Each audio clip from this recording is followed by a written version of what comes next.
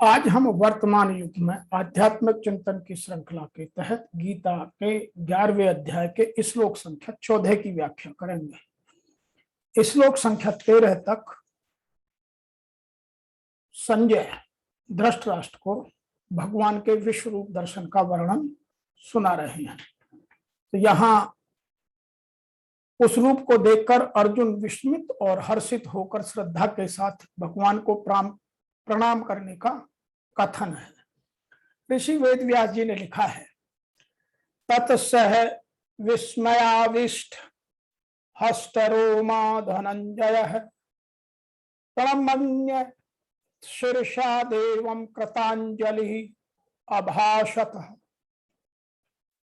अर्थात उसके अनंतर आश्चर्य से चकित और पुलकित शरीर अर्जुन प्रकाश में विश्व रूप परमात्मा को श्रद्धा भक्ति सहित सिर से प्रणाम करके हाथ जोड़कर बोले। कुछ लोग इसकी व्याख्या कुछ और तरह से करते हैं कि भगवान के विश्व रूप को देखकर वे अर्जुन बहुत चकित हुए और आश्चर्य के कारण उनका शरीर रोमांचित हो चुका। वे हाथ जोड़कर विश्व रूप देव को मस्तक से प्रणाम करके बोले। अब क्या बोलते हैं वो ऋषि वेदव्यास जी ने आगे के श्लोकों में लिखा है। मैं यहाँ इसकी इंग्लिश में भी व्याख्या कर दूं।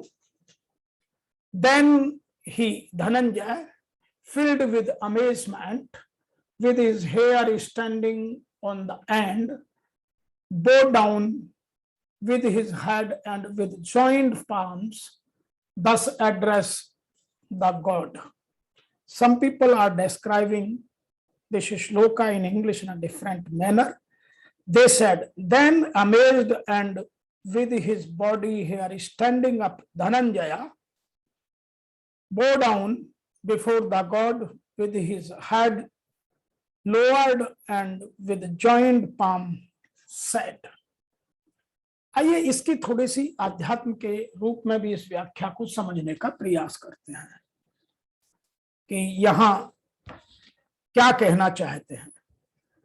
तो तत् से विस्माविष्टो हिष्टरोमा धनंजय, अर्जुन ने भगवान के रूप में या रूप के विषय में जैसी कल्पना भी नहीं की जा सकती वैसा रूप देखकर उनको बड़ा आश्चर्य हुआ। भगवान ने मेरे पर कृपा करके विलक्षण आध्यात्मिक बातें अपनी ओर से बताई और अब कृपा करके मेरे को अपना विलक्षण रूप दिखा रहे हैं। इस बात को लेकर अर्जुन में प्रसन्नता और उत्साह के कारण वो रोमांचित हैं। प्रणम्य शीर्षा देव, भगवान की विलक्षण कृपा को देखकर अर्जुन का ऐसा भाव उमड़ा कि मैं इसके बदले में क्या कृतज्ञता प्रकट करूं। मेरे पास कोई ऐसी वस्तु नहीं जो मैं इनको अर्पण करूं, मैं तो केवल सिर से प्रणाम ही कर सकता हूं, अर्थात अपने आप को अर्पित कर सकता हूं। अतः अर्जुन हाथ जोड़कर सिर झुकाकर प्रणाम करते हुए विश्वरूप भगवान की स्तुति करने लगे।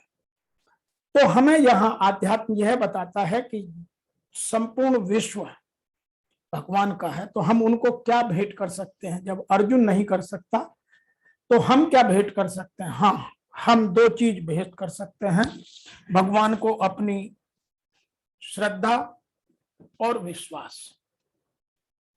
और क्या हम भगवान के पास छोड़कर आ सकते हैं, उसकी बातें हम पहले भी कर चुके हैं, आगे फिर करेंगे। जितनी भी हमारी बुराइयां हैं वो सब मंदिर में या भगवान के सामने हाथ जोड़कर हमें अर्पित कर देनी चाहिए। कुछ लोग इस श्लोक को एक और विचारधारा से भी समझते हैं, सोचते हैं, पढ़ते हैं। इस बार दिव्य दर्शन हुआ नहीं कि कृष्ण और अर्जुन के पारस्परिक संबंध तुरंत बदल गए। यह बात यहां समझने की है। अभी तक कृष्ण और अर्जुन के मैत्रीय संबंध था, दोनों मित्र थे, किंतु दर्शन होते ही अर्जुन अत्यंत आदर पूर्वक प्रणाम कर रहे हैं और हाथ जोड़कर कृष्ण से प्रार्थना कर रहे हैं, उनके विश्व रूप की प्रशंसा कर रहे हैं। इस प्रकार अर्जुन का संबंध मित्रता का न रहकर आश्चर्य का बन जाता है। बड़े बड़े भक्त कृष्ण को समझ संबंधों का आगार मानते हैं। शास्त्रों में 12 प्रकार के संबंधों का उल्लेख है और ये सब कृष्ण में निहित है। यह कहा जाता है कि वो दो जीवों के बीच, देवताओं के बीच या भगवान तथा भक्त के बीच पारस्परिक आदान प्रदान होने वाले संबंधों के सागर है।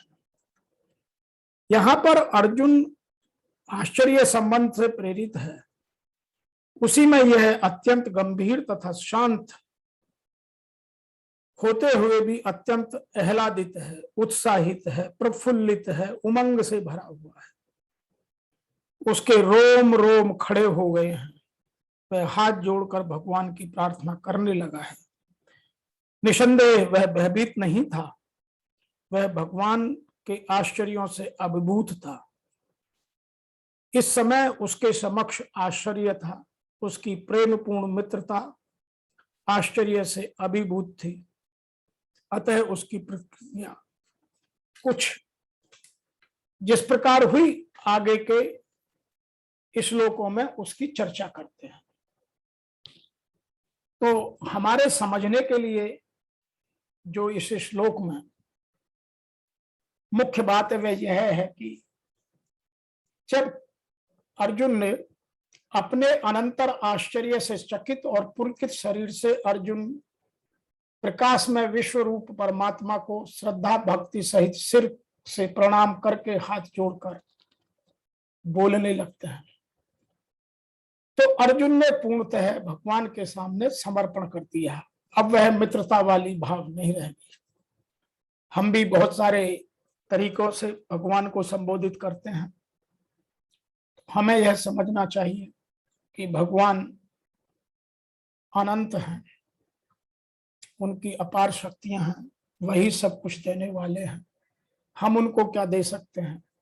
लेकिन फिर भी हम अपने अहंकारवश मंदिर में बड़े बड़े दान देकर अपने नाम का पत्थर लगाते हैं।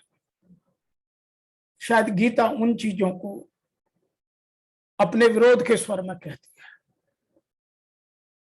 और यहां वह यह कहने का भाव प्रकट कर रहे हैं कि अर्जुन जैसा मित्र उनके सामने श्रद्धा से, आदर से, सम्मान से हाथ जोड़कर क्या प्रार्थना करते हैं, वह हमारे सुनने लायक है। हम आगे के श्लोकों में उन सब प्रार्थना को जो अर्जुन ने की उसे सुनेंगे।